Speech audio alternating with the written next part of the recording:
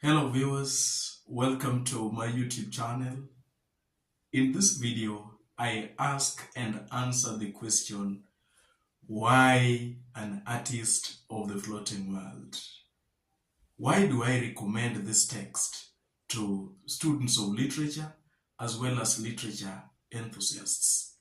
I have two reasons why I feel you should study Kazuo Ishiguro's Artist of the Floating World and even consider sitting a question on it in this year's Kenya Certificate of Secondary Education.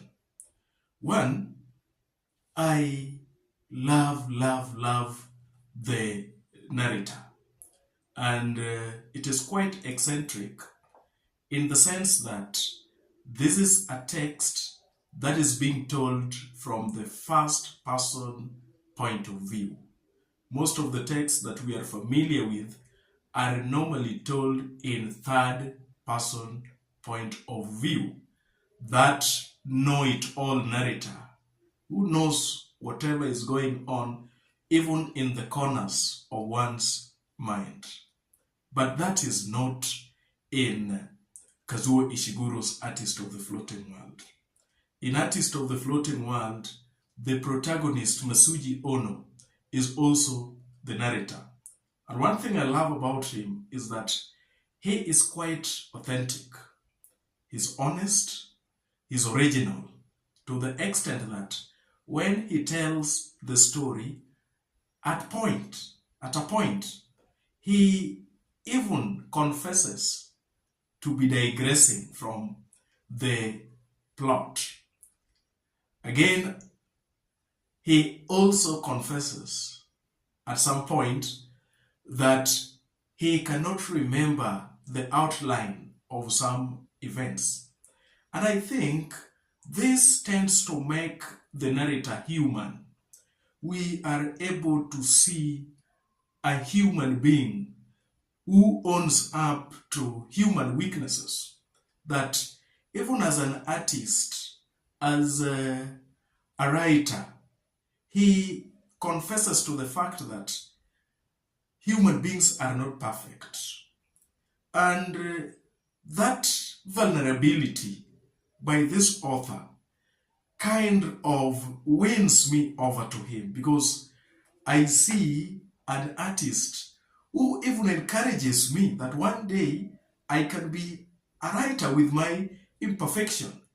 He is a normal human being who forgets events, who forgets the outlines of the narration, and at some point who also digresses. So that is one reason why I really feel that this text plot, though it can appear complicated, the complication that is in quotes is its beauty, and that is what adds to its aesthetic value. Number two, the writer, Kazuo Ishiguro, is a Japanese artist, and the text is a post-World War II novel.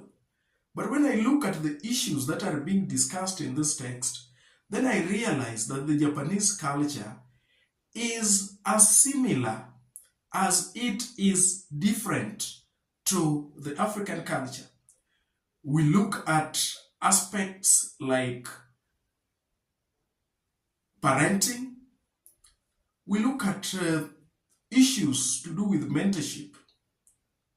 We look at the devastating effects of war, and we realize that there are a lot of similarities between the African culture where I live or where I'm born to the Japanese culture, which Masuji Ono presents, narrates in quite a stimulating way.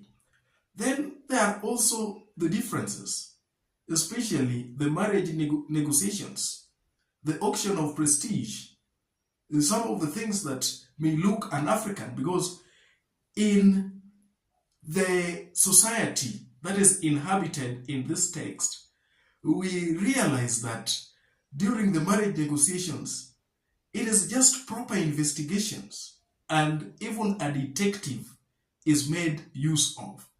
That is not present in African culture, but I am left in awe, marveling at that marriage negotiations.